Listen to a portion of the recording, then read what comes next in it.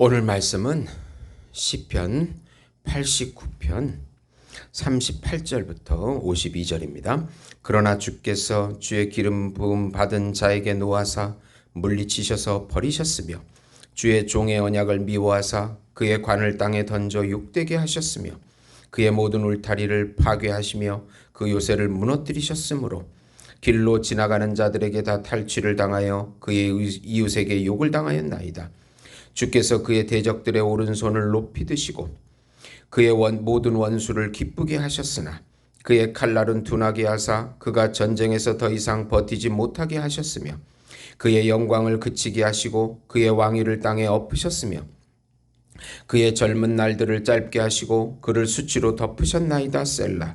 여호와여 언제까지니이까? 스스로 영원히 숨기시리이까? 주의 노가 언제까지 불불듯 하시겠나이까? 나의 때가 얼마나 짧은지 기억하소서. 주께서 모든 사람을 어찌 그리 허무하게 창조하셨느니요. 지여 누가 살아서 죽음을 보지 아니하고 자기의 영혼을 스올의 권세에서 건지리이까? 셀라. 주여 주의 성실하심으로 다윗에게 맹세하신 그 전에 인자하심이 어디 있나이까? 주는 주의 종들이 받은 비방을 기억하소서. 많은 민족의 비방이 내 품에 있사오니 여호와여 그 비방은 주의 원수들이 주의 기름 부음 받은 자의 행동을 비방한 것이로소이다. 여호와여 영원히 찬송할지어다. 아멘 아멘. 언약을 지키시는 하나님이라는 제목으로 은혜를 나누고자 합니다. 사랑하는 성도 여러분, 복음은 기쁜 소식입니다. 왜 복음이 우리에게 기쁜 소식이 됩니까?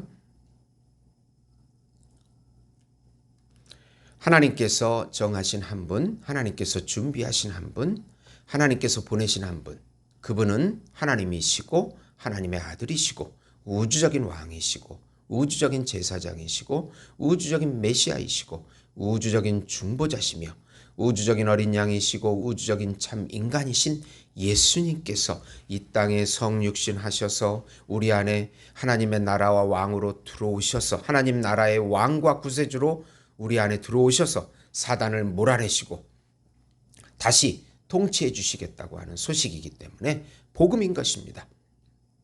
예수님의 십자가의 죽음과 부활을 통해서 죄사함의 의와 순종의 의를 주셔서 하나님의 본질인 생명과 하나님의 성품인 거룩과 의와 사랑과 경건을 다시 누리게 해주신다는 소식입니다. 예수님을 믿고 예수님과 연합될 때 율법의 저주에서 해방이 되고 죄와 사망에서 해방이 되고 세상에서 해방이 되고 사단에게서 해방이 되고 자신의 거짓 자아에서 영원히 해방이 되어 천상적인 생명과 천상적인 평강과 천상적인 안식과 천상적인 사랑과 천상적인 기업을 다시 누리게 해주시겠다고 하는 소식인 것입니다. 지금 여기서부터 영원히 누리게 해주시겠다고 하는 소식입니다. 하나님의 예수님의 영으로 임재해 주시고 예수님의 말씀으로 임재해 주시고 예수님의 이름으로 임재해 주시고 예수님의 살과 피로 임재해 주셔서 영원히 같이 살아주시겠다고 하는 소식입니다.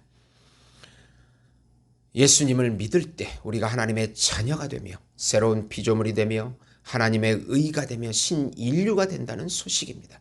오늘도 복음을 믿고 놀라운 기적을 경험하시는 우리 성도 여러분이 되시기를 예수님의 이름으로 축원드립니다. 새 언약을 기억하여 항상 감사하고 기뻐하고 예수의 이름을 찬양하라.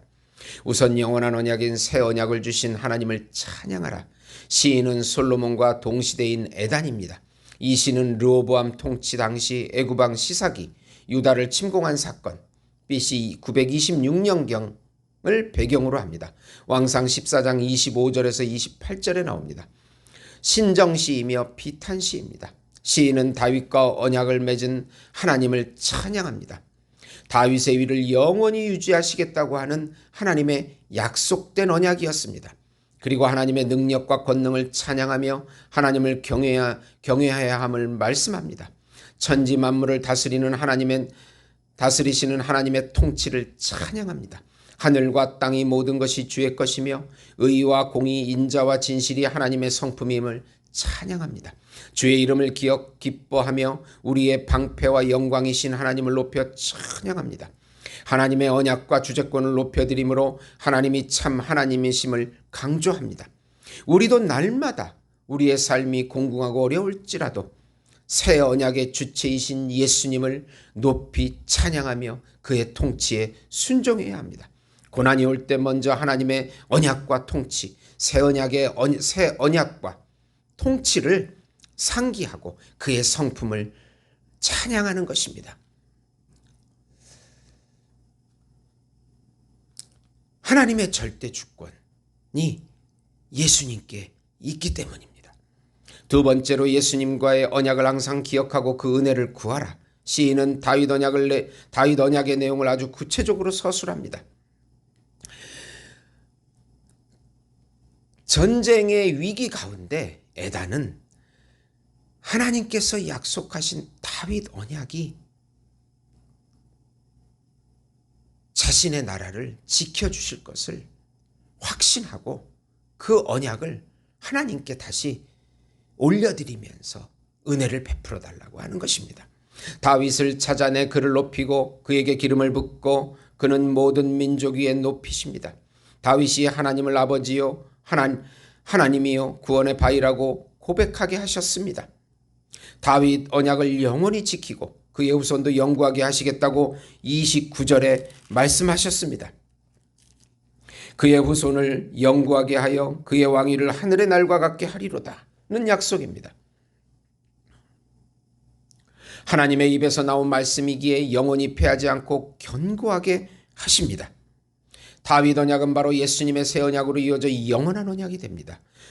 우리의 타락에도 불구하고 하나님의 언약은 깨어지지 않습니다. 우리가 다시 회개하고 돌이킬 때 또 그 새 언약을 기억하여 예수님께 은혜를 구할 때 하나님께서 다시 구원해 주십니다. 놀라운 은혜입니다. 여기서 에단은 언약의 주체는 하나님이시고 언약의 체결 과정, 하나님의 선택, 언약의 내용을 구체적으로 나열해서 그 언약을 하나님께 올려드리는 것입니다. 하나님 기억해달라고 하시는 것입니다. 세 번째로 국가적 개인적 위기 가운데 새 언약을 기억하여 간구하라. 시인은 이제 구원을 요청합니다. 애굽왕 시삭의 침공으로 국가적 위기 가운데 하나님께 간구합니다. 이렇게 된 원인은 자신들이 언약을 깨고 하나님 법에 불순종했다고 고백합니다. 그러면서 다시 다윗 언약을 기억하셔서 살려달라고 간구합니다. 이방인들의 비방들을 기억해달라고 간구합니다. 우리의 왕 구원자 예수님께 위기 가운데 간구해야 합니다. 내 힘과 노력으로 해결하려고 하는 것은 인본주의입니다. 하나님의 통치 앞에 엎드려 간구할 때 놀라운 기적과 은혜가 내려옵니다. 이런 삶이 우리 신앙 자세인 것입니다. 물질적인 풍요와 모든 환경이 좋아졌어도 사람들은 더 타락하고 도저히 일어나서는 되지 않은 일들이 날마다 일어나고 있는 것입니다. 이럴 때 우리가 예수님의 새 언약을 붙잡고 다시 돌이키고 회개하고 우리의 삶을 하나님이 주신 절대 기준인 이 말씀 앞에 비추어서 거기에 순종하고 사는 것입니다. 그럴 때 하나님께서 다시 우리에게 나라를 살려주시고 가정을 살려주시고 교회를 살려주실 것입니다. 우리 애들을 살려주실 것입니다. 시편 105편에 보시면 여호와께 감사하고 그의 이름을 불러 아뢰며 그의 하는 일을 만민 중에 알게 할지어다. 그에게 노래하며 그를 찬양하며 그의 모든 기이한 일들을 말할지어다. 그의 거룩한 이름을 자랑하라. 여호와로 구하는 자들은 마음이 즐거울지로다. 여호와와 그의 능력을 구할지어다. 그의 얼굴을 항상 구할지어다. 예수님의 여호와이신 예수님 그분의 얼굴을 항상 구하고 신앙의 기본으로 다시 돌아갈 때 하나님의 놀라운 기적이 우리 삶 가운데 펼쳐지게 될 것입니다. 하나님 아버지 감사합니다. 나라가 공공해지고 교회도 가정도 공공해질 때 우리가 무엇을 잘못했는 것을 다시 깨닫고 하나님의 절대 기준인 이 성경 말씀에 다시 돌아와 그 말씀에 순종함으로 하나님의 능력과 구원을 체험하게 해 주시옵소서. 하나님 아버지, 사탄 마귀에게 속지 않게 해 주시옵소서. 세상 가치관, 세속주의적 가치관, 세상 철학에 넘어가지 않도록, 혼합되지 않도록 지켜 주시옵소서. 예수님의 이름으로 기도드리옵나이다. 아멘.